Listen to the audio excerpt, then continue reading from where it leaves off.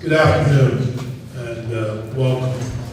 This is the Senate Judiciary Committee, and we're holding a series of public hearings. We just came from Bennington and we'll be in Springfield later this afternoon, or I guess this evening. We're hoping to hear from Vermonters on their views on the possible legalization and regulation of marijuana. This committee and the General Assembly as a whole has been examining the legal treatment of marijuana for some time. We began hearings on medical marijuana in 2001 and enacted the Medical Marijuana Registry in 2004. In 2011, the legislature authorized medical marijuana dispensaries, and in 2013, we decriminalized the possession of small amounts of marijuana. We have taken a measured approach in the past and will continue to do so in exploring the appropriate state response to the personal use of marijuana by adults. There are currently two bills in the Senate Judiciary Committee that address this issue. The first is S-95, which Senator Zuckerman introduced, and the senator is here. And then we have a second bill introduced by Senator White and Senator Benning, S-241. Witnesses are welcome to comment on these specific proposal or address other issues related to marijuana. If the committee does decide to move forward with such a proposal for legislation and regulation, it would need to address the 5 principles cited by Governor Shumlin in his State of the State address. Keeping marijuana and other drugs out of the hands of underage kids, imposing a tax low enough to wipe out the black market and get rid of illegal drug dealers. Third, using revenue from legalization to expand drug prevention programs.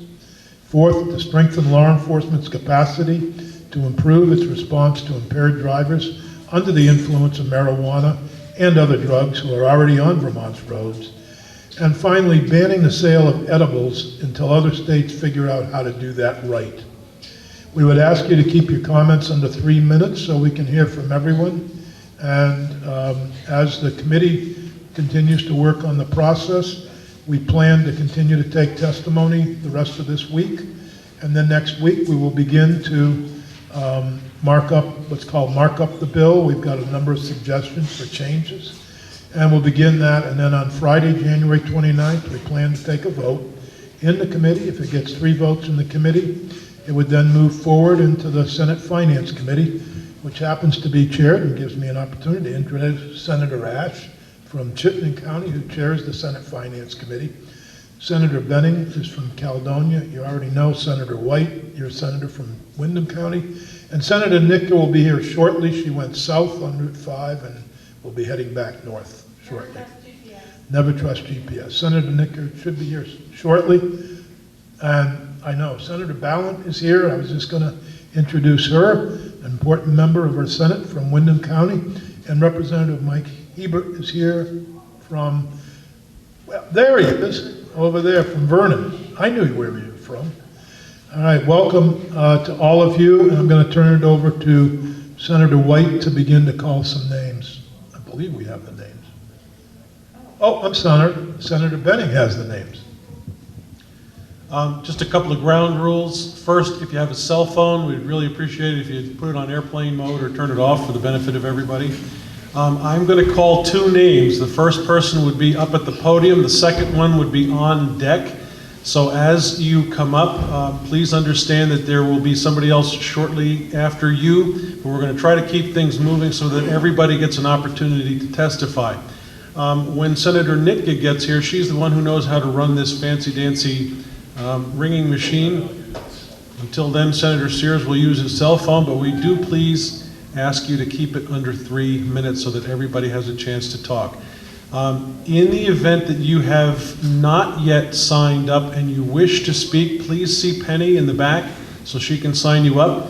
When you get to the point where there are 30 seconds left to go in your speech, we'd ask that you kind of keep your eye on the table because we'll flash that card for you. At the expiration of that, Senator Sears will tell you that your time is up. We try very hard to make sure we stick by that. So thank you very much for coming. And first up, I have Neil Sr., and on deck will be Jean Ann. It looks like Knievel to me, but I don't know who that last name would be. You're on deck. Hi, I'm Neil Senior. I'm a board-certified child, adolescent, adult psychiatrist. I have about 1,000 active patients, about 80 a week. I've heard pretty much every story about marijuana, how helpful and otherwise that it is. I'm here in part today because I'm so concerned about the medical marijuana, the way that bill was passed, promulgated, the way it's actually being enacted in the community. It's clear that there's been a paucity of research into marijuana. It's been blocked by Congress. It's a travesty. But there's a number of things that are worth saying. It appears as if the changes in morphology of the brain, it appears as if the developing brain is much more vulnerable to marijuana than the mature brain.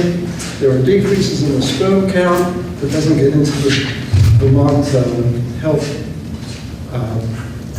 document that just came out. And it appears as if there's an adverse impact on the fetus. I'm not covering everything because I've got 2.5 minutes left. In terms of medical marijuana, we were asked to support a product without any unit dosing, frequency of dosing, side effects. I mean, it's been a remarkable situation. Currently, all marijuana is medical. I hear that in the office. And it's clear that people are getting it for issues that are not documented in the regulation. So my comments are about the health aspects of marijuana, and I have a handout.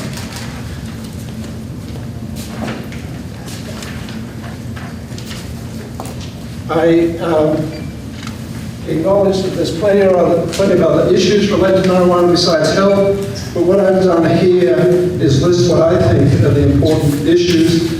And the basis to this is I think we should take this opportunity to align alcohol, tobacco, and marijuana in terms of regulation. So the current regulations are alcohol, age 21, tobacco, 18, with minors not having access, public buildings, yes and no for alcohol and tobacco, public places, no and yes, birth defect warnings, health defect warnings, and secondhand smoke for children under the age, don't have access for children under the age of 9. So I've then listed 3 possible interventions in terms of, so good, better, and best. The best would be tobacco and marijuana for age 21. Move tobacco. You know, Hawaii now has it at 21. A number of cities have it at 21. Take the opportunity. Not for minors, not for public buildings, not for public places. Birth defect warnings should be on all the products. Health warnings should be on all the products. And the whole secondhand smoke thing is not covered in the current guidelines as far as I understand. But there are secondhand smoke effects that should be moved to 21, older than 9. Thank you very much. You're very welcome. Thank you. Jean Ann Keeble, Carl Christensen, you're on deck. Jean Ann Keywell. Keywell, thank you. Thank you. I'm an attorney practicing here in Brattleboro. I've been an attorney in 1983, and I practice largely in Windham County. I practice family law now, mostly, but in the late 1980s and early 90s, I tried a handful of marijuana cultivation and possession cases to Windham County juries. There are 2 that stick out in my mind in particular. One was the case of a young woman whose boyfriend moved out of the house in Saxon's River and reported her for possessing an ounce and a half of marijuana. She clearly had the marijuana in the house. The jury did not convict her. The other case, which I think was even more instructive, was a gentleman in one of the lower towns of Windham County who was cultivating marijuana to support his family. He was a Vermonter, a working class Vermonter, and he got busted in a trailer in the woods at harvest time with his trailer, which he was using to process the harvest, had over hundreds of plants in it. The jury didn't convict him either. And after that time, Dan Davis, who was the state's attorney in the county, informed the bar, I think he informed the bar, informed me that he wasn't going to bring any more such cases because he could not get a conviction in Windham County. So my point is, the people have been leading on this for quite some time.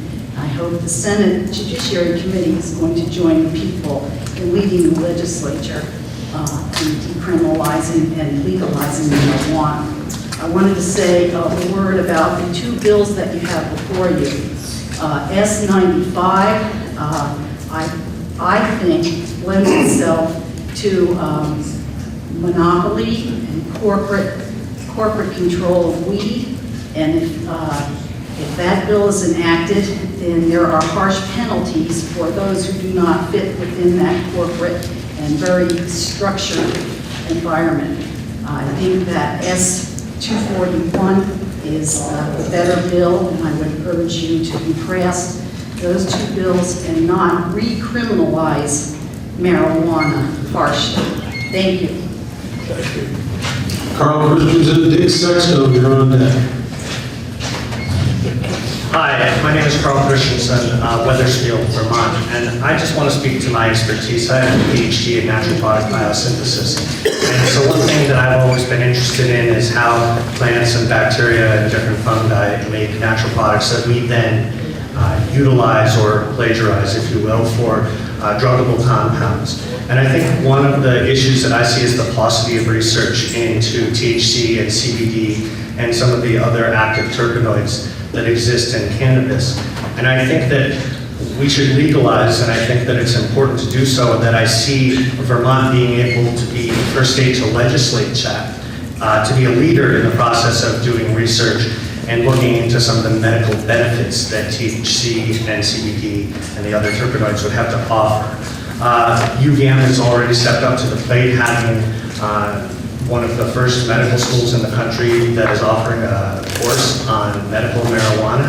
And I think that you would be in a very good position to make a very valuable contribution to that.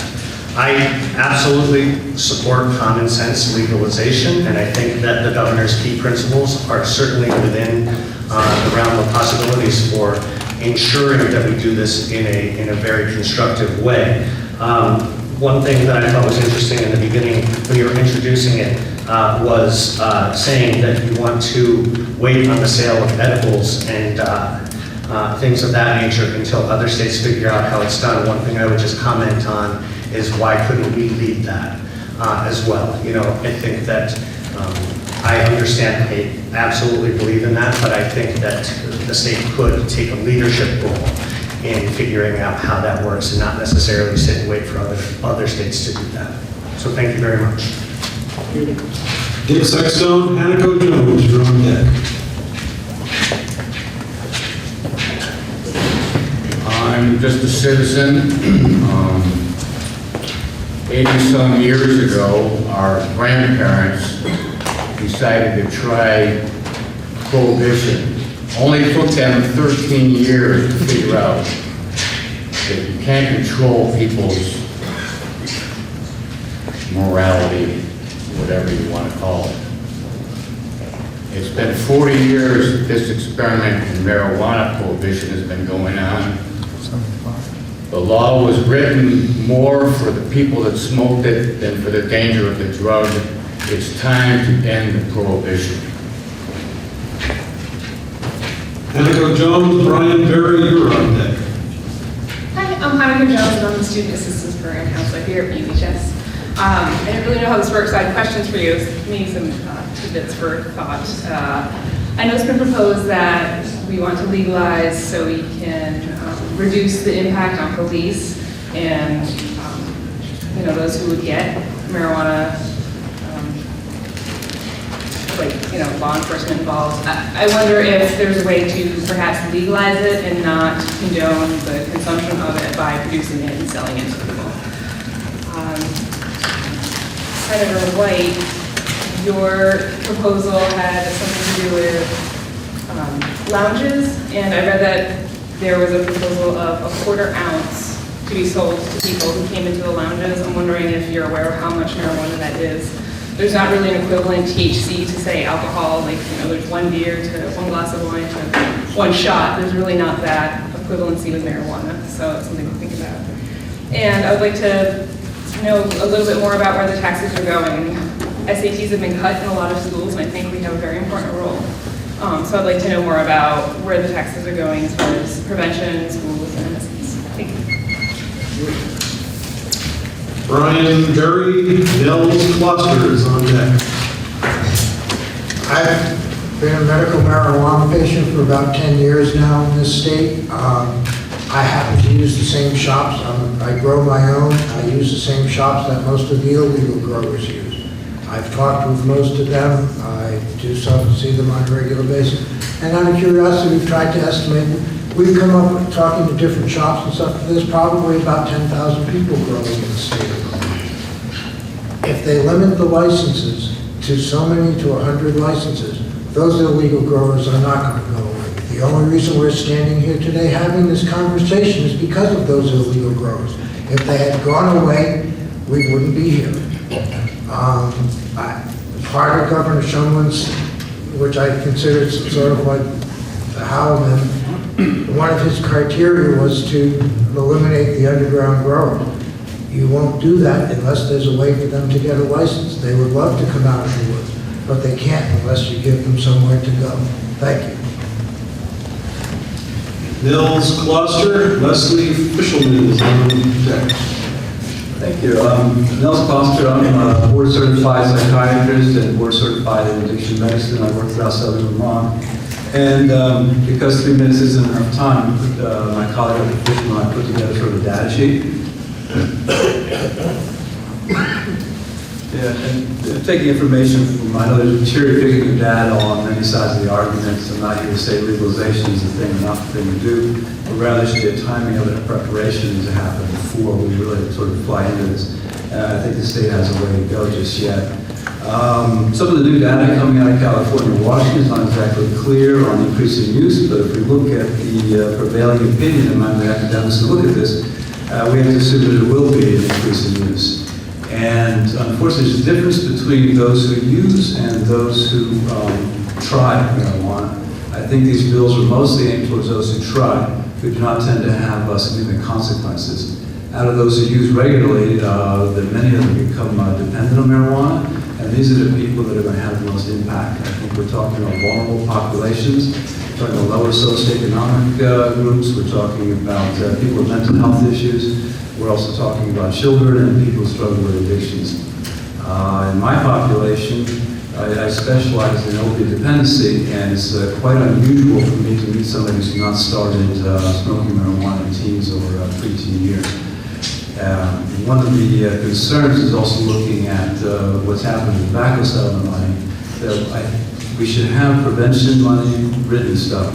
We have to know what we're going to do for these vulnerable populations so that we don't have such a great impact on society as a whole. I think we know that we're marked by how we care for the vulnerable people in our population. That's a sign of our civilization. So we're not quite ready yet, and please pay attention to people who are most vulnerable when we have the increasing use from legalized marijuana. I just wanted to announce that Representative Stewart has arrived. And, where? Hi, Val. Thank you for joining us. Leslie Fisherman and Deanne Wilson is on deck. I'm Leslie Fisherman. I'm a board certified psychiatrist with 43 years of experience. I'm also the grandmother of 4 Vermont children under the age of 12. And I am really concerned about the potential unintended consequences of marijuana legalization, and particularly the sale of marijuana to the public. My concerns come from the Vermont Health Association report, which points out the following things, and I did this using statistics from the census in 2010. There are approximately 271 children now in Vermont who use marijuana more than 20 days a month who have attempted suicide. There are only 54 children who have never used marijuana in Vermont who have attempted suicide. There are approximately 1,084 heavy users of marijuana in high school who at some point in the past 30 days, in the past year, have done something with prescription medication that was not legal. Only 120 children who didn't smoke marijuana did this. So it's almost 10 times the amount. There are 1,200 children who smoke marijuana regularly, who have more than 5 drinks in a month. There are only 140 children who had never used marijuana who did this. Now, this is very concerning to me as a grandmother, and frankly, my son went to the University of Vermont, and if I knew that Vermont had a 21-year-old availability for marijuana, I wouldn't have let him go. He also went to Landmark, and I definitely wouldn't have let him go, because I think this very much impacts this whole younger generation. And by selling it, the state is essentially authorizing this kind of use of an intoxicant. The other thing I want to say in terms of the bill with the lounges is that the lounge concept was developed in Amsterdam. Amsterdam is an incredibly walkable city, and it has massive public transportation. Vermont is not walkable, and it has no public transportation. You're going to have people coming to Vermont either using marijuana in their cars and driving, or you're going to have people going to these clubs, and then what they're going to do is they're going to get in their cars after a few puffs and drive, which is going to affect all of us. So, basically what I think is that this affects the Vermont brand, and we should be very, very careful about what we're saying. We should not be seen as a state that condones or wants to celebrate the use of marijuana. We should not. You want to take over the timing? Dean Wilson, Marta Gossage is on deck. Penny, that's the last name I have. Again, anybody that's just come in, if you haven't signed up and you wish to testify, Penny, our clerk is at a table out back, please sign up. Good afternoon, Senators. My name is Dean Wilson. I'm the manager of Southern Vermont Wellness, the marijuana dispensary here in Brattleboro. And, commenting on some of the other people, having a unique perspective, I see everyone that's coming in there right now, and it's not one restricted to one socioeconomic status. It's everyone's professional, working class. It's your friends, your neighbors, and they're doing it because they want relief from their medical symptoms. And it helps a large segment of the population. There are people that come in there. It doesn't help everyone, and it's not for everyone, but it does help a large number of people. But first and foremost, I am a Vermont resident. I'm 7th generation Vermonter, and I have 4 children. My youngest goes here at Brattleboro High School, and I work here at Brattleboro High School in the special ed department for 9 years. So I saw the kids that some people are talking about here. And although a lot of them do drugs, it's usually an indication of something more serious going on in their lives. Kids that are hungry every night, or they may have a learning disability, or they're suffering from a lot of different issues. I would like to talk about edibles a little bit for a second. I would like to say that personally, I would like to back up with Governor Shumlin in saying the sale of edibles isn't under control right now, and I know they're having a tremendous amount of difficulty with it out of Colorado and Washington and California right now. I really think I know we're probably not going to do anything with edibles, but I know in the future I think the key is going to be going very small and having very small doses, and as far as 5-10 milligrams. And edibles affect everyone a lot differently. Everyone that's ever done an edible has an edible story. I think I back up Governor Shumlin too, saying that make sure the tax rate stays low enough to eliminate the black market, and then also too there should be education for students. I'm very much against young people doing marijuana or other drugs for that matter until their brain's fully mature. Recent data is saying that human brain doesn't fully develop until you're 25 years old. The last part of your brain to develop is the prefrontal cortex, which is where critical thought processing skills come from. And drugs can slow down the cellular growth of your brain. So in essence, not good for you. stating the obvious. So that's it, and thank you very much, and good luck. I hope it passes on pro-legalization. Thank you. Marta Gossage, Alex Beck is on deck.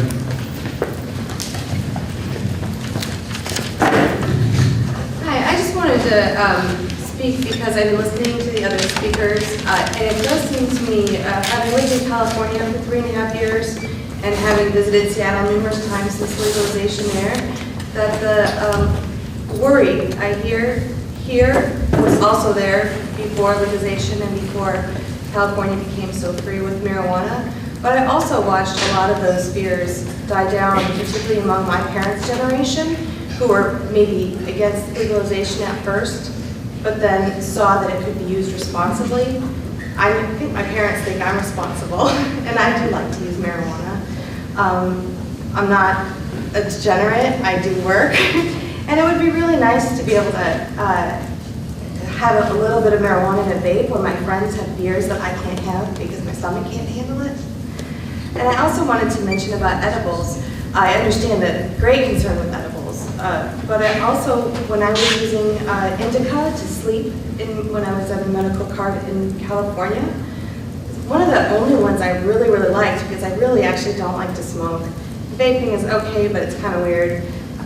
Having a lozenge that was lab tested, so I knew it was safe, that said 1.4 grams, that I could break off an exact amount and have just that much and know that that's all I needed to get to sleep, rather than playing a guessing game or trying to deal with like weird vape equipment that I didn't understand how to work because I'd never worked before.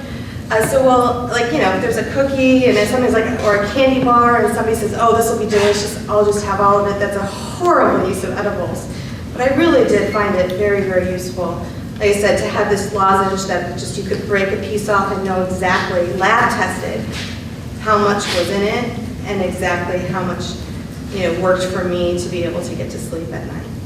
So thank you. Thank you. Alex Beck and Chris and Christine Antoniello are on deck. Hi there. Coming from someone who hopes to raise his kids in Brattleboro, one thing I really want to help ensure. Baseball? Yeah. One thing I'd really like to help ensure is that that cannabis can no longer be used as a gateway drug. I think that it's easy to say it's the cannabis use that does so, but I firmly believe that it is the access through the dealer that leads to an escalation. You know, you can buy a number of things at a liquor store, and that gives you the opportunity to experiment. I think that having unregulated cannabis sales, our young people, regardless of, you know, my personal opinions, I think that no one under the age of 21 should have access. But one of the reasons why I think our young people who do use cannabis end up in far deeper trouble is because the same person selling them cannabis is selling them harder drugs. And if the government were to regulate that, I think that could avoid that issue. Another thing is that I think that Vermont could desperately use an innovative new industry and innovative new revenue streams. As the conversations up in Montpelier continually focus around the budget and you know, how to raise taxes and cut budgets, the introduction of a new and innovative revenue stream is something that we haven't discussed fully. And the RAND Corporation, that, you know, $75 million that may or may not come could help fund the current shortfalls in our opiate prevention and treatment programs. And that's only one example. So as a young professional, as someone who wants to stay, I think this could be a great reason for you know, people to move and to set up new businesses and create business. But I also think it'd be the right thing to do for our kids to ensure that they can't access any drugs and because of the increased regulation and role that the government might have. Thank you. Chris and Christine Antoniello have asked to come up together. And that is the last names that I have, unless somebody else has signed up with Penny in the back.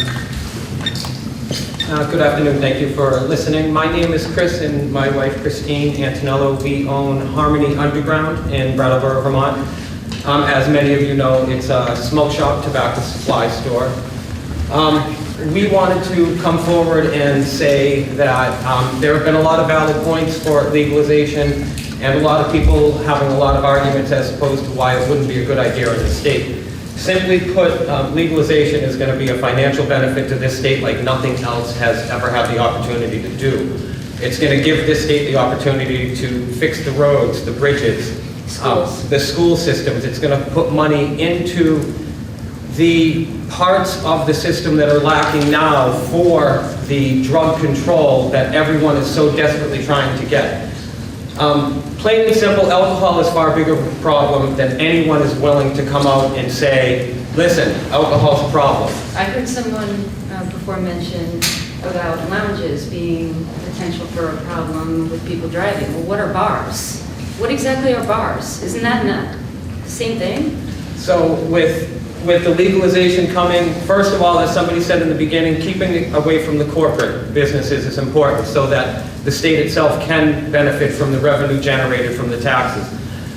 Now, everyone keeps talking about driving, people under the influence, it's going to be a problem, it's going to be this. Listen, everyone is saying that that's the problem now, right? It's already here, it's already there. How big of a problem really is it? If you take drunk driving compared to marijuana driving, there are probably no statistics because personally I've never known anyone who has gotten a DUI for smoking marijuana and getting behind the wheel of a car. Now I'm not saying it hasn't happened. But legalization in this state needs to happen. It will regulate the marijuana industry. It will take it away from the children where it is more easily accessible now. It took cigarettes a long time. When I was 9 years old, I would walk to the store, as many of you guys did, to get cigarettes for my father, okay? I'm 42 years old now. I still get carded now for cigarettes, and they made it so hard to get cigarettes. That's what will happen in time with the marijuana industry. Didn't we learn anything from Prohibition, like the gentleman said? Yeah, and Hello, it's Prohibition. Prohibition doesn't work. It doesn't work. It has been forced to work up till now, and it's come to a point where nobody can just turn their back on the idea of what this is. Colorado has proven it. There is more money in Colorado than they've ever had. Their school systems are better than they've ever been. The unemployment rate is lower than it's been. The homelessness level is lower than it's ever been in Colorado. Washington has similar characteristics to what's happening. Why not make Vermont that way? This is a wonderful, wonderful state. People come here for the beauty, for the comfort, for the relaxation. I agree with the gentleman over here. One of the gentlemen spoke about medibles and us leading in the nation. And I think that's a real possibility for Vermont. When medibles are done correctly, when they're regulated correctly, if the time is taken to understand them and regulate them, as I think our friend here was saying about the breaking off the certain amount of milligram level of THC that you can ingest. If it's understood and it's controlled, it is very possible and it's very viable for this state to make the next step to make this happen and move in the direction where this nation is going and where it ultimately needs to be. Thank you. I think we're done. I want to thank you all very much for the thoughtful presentations, both sides. Been very educational for me, and I'm sure for the other members. Do you want to comment, Senator White? Well, thank you to the people of Brattleboro, and thank you to the people of Windham County. One thing I didn't mention is that I do represent a little sliver of Windham County called Wilmington. So I am kind of a Wilmington, Bennington County Senator. Thank you all for being here. We're on our way to Springfield, as the Patriots say on Springfield. We're done.